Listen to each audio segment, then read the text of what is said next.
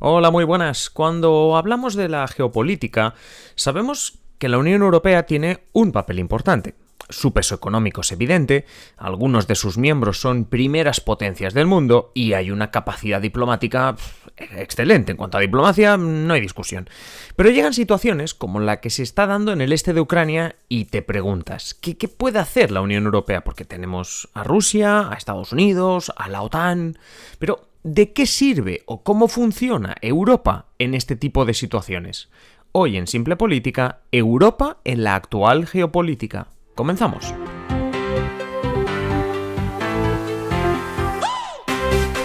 Os habla Adrián Caballero y esto es Simple Política, el podcast que trata de simplificar y traducir todos esos conceptos, estrategias y temas que están presentes cada día en los medios y que nos gustaría entender mejor.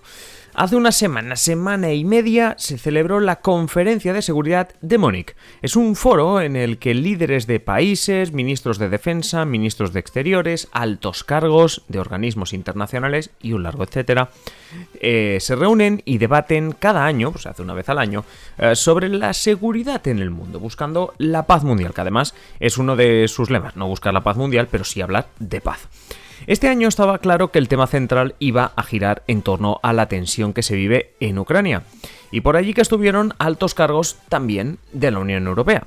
Una Unión Europea que ya os contamos hace unos cuantos episodios no tiene ejército, aunque Josep Borrell, el alto representante de Exteriores, algo así como el ministro de Exteriores de la Unión Europea, aseguró, cuando os acordáis, aquel conflicto entre Bielorrusia y la frontera que hay en Polonia especialmente, pero también con los países bálticos, bueno, pues cuando hubo aquel conflicto, aseguraba Josep Borrell que una de las ideas, uno de los planes de la Unión Europea es tener ejército, que en 2023 sea incipiente y para 2025 pues fuese totalmente operativo.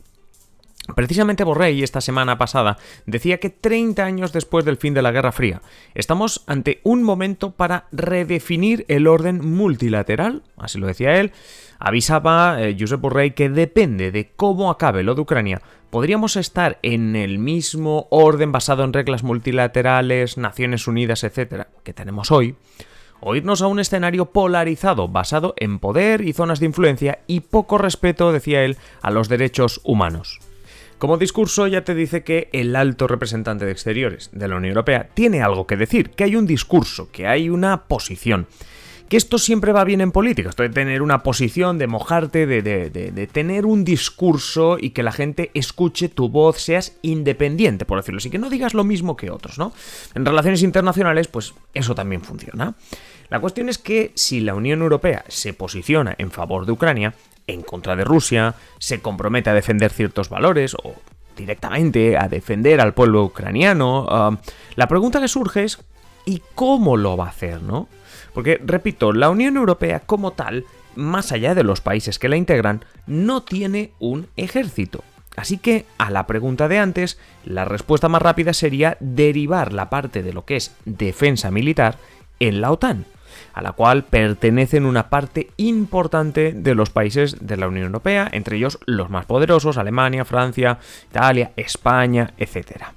Bien, la cuestión es que si derivas lo que es la responsabilidad militar o lo que es el ataque militar o la defensa militar, da igual desde qué punto de vista lo veáis, y lo derivas en la OTAN, ¿no? La Organización del Tratado del Atlántico Norte. Ya sabéis, hemos hablado muchas veces de esta organización creada durante la Guerra Fría, bla, bla, bla. Ahora no es momento de centrarse en eso. Bueno, si tú delegas, por decirlo así, la parte militar en la OTAN, porque dices, bueno, prácticamente todos nosotros estamos en la OTAN, etcétera, etcétera, dejas tu acción militar en realidad en manos de Estados Unidos, porque es el principal garante de la OTAN y básicamente también es el que más aporte económico hace. Si no recordad, y esto lo hablamos en su momento, como Donald Trump, uno de los mantras que repetía siempre que viajaba a Europa cuando era presidente, era que la Unión Europea o los países europeos debían comprometerse a meter más dinero en gasto militar precisamente para financiar la OTAN. Bueno,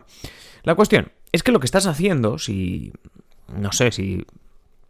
delegas, como decíamos antes, tu acción militar en la OTAN, lo estás haciendo en Estados Unidos, incluso le da un papel más independiente al Reino Unido, que tras el Brexit pues tú como Unión Europea no le quieres regalar ni media victoria diplomática, ¿no? Porque al final el Reino Unido va por su cuenta, Estados Unidos por la suya, y tú necesitas delegar en algo que está controlado por Estados Unidos mayoritariamente, pero donde Reino Unido también tiene una voz importante. Según un informe, en 2021 Europa fue la región donde más se incrementó el gasto militar.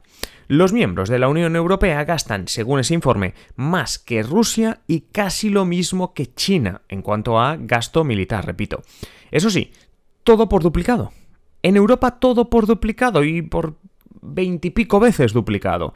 Muchas veces no te pones de acuerdo al 100%, lo pagas todas veces porque España tiene un ejército, Italia otro, Alemania otro, todos tenemos pues tanques, submarinos, barcos, portaaviones, bla bla bla.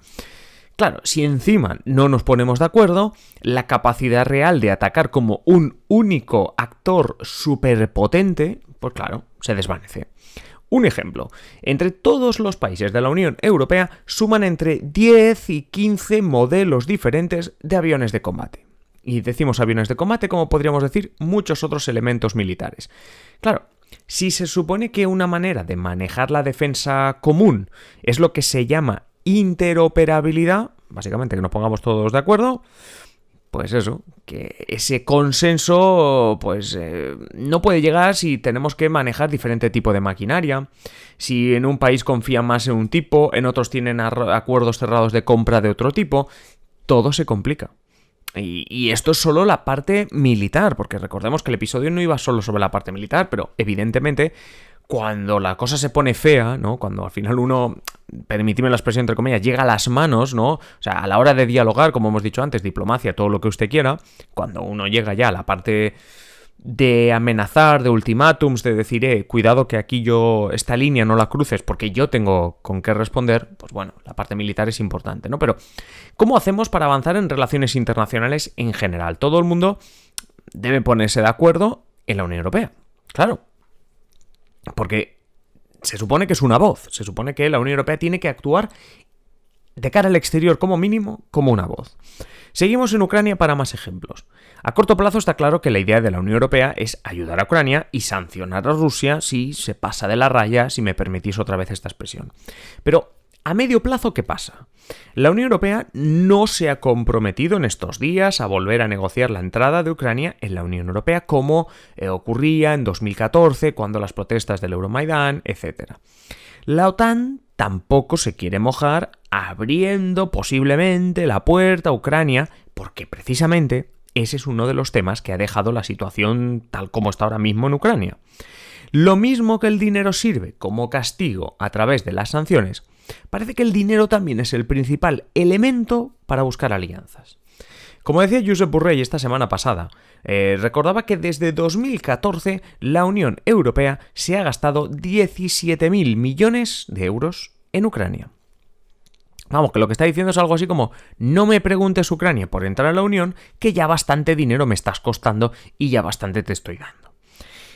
Por su lado, el presidente del Consejo Europeo, Charles Michel, también comentaba el tema sin mojarse demasiado, porque decía: en mi opinión, deberíamos profundizar el acercamiento político y económico con Ucrania, junto con la Unión Europea. Vamos, que te está diciendo que no vas a entrar.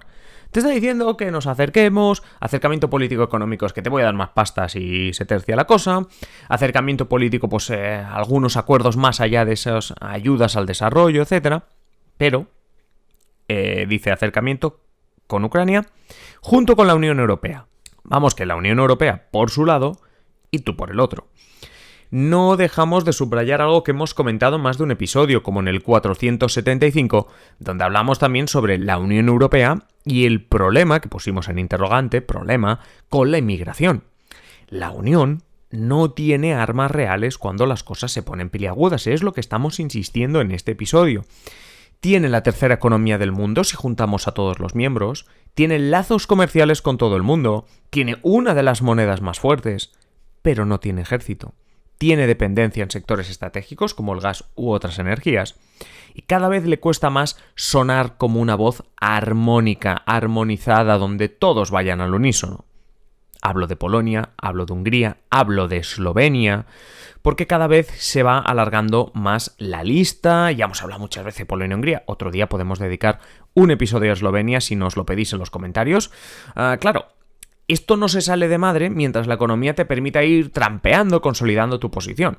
Recordemos que para 2025 parece que habrá ejército, pero veremos cómo de efectivo es, quién lo coordina, si los estados renuncian al suyo, etcétera, ¿no? El tema de los 10 o 15 aviones de combate, que imaginaros esto en más aspectos que no solo son aviones de combate.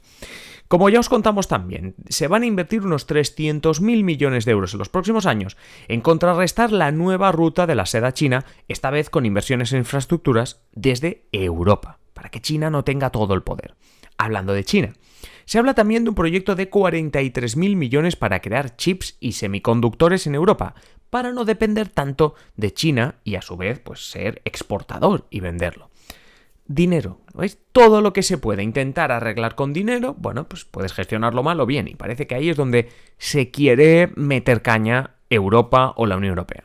Porque ahora mismo está tratando de dejar de retroceder geopolíticamente, que esto también lo hemos comentado alguna vez en La Clave con Fran, lo hemos comentado también en algún otro episodio. La pregunta, y esta ya os la hago a vosotros también para que comentéis, es si será demasiado tarde. ¿Qué necesita hacer la Unión Europea ahora que no tiene ejército? Por lo menos 3 años, ¿no? Si todo se cumple, por lo menos 3 años va a estar sin ejército. ¿Qué se hace para jugar un papel relevante? Como os digo siempre, dejad vuestros comentarios en la plataforma desde donde nos estéis escuchando, ebooks, YouTube, donde queráis, o en nuestro Twitter, @simple_política.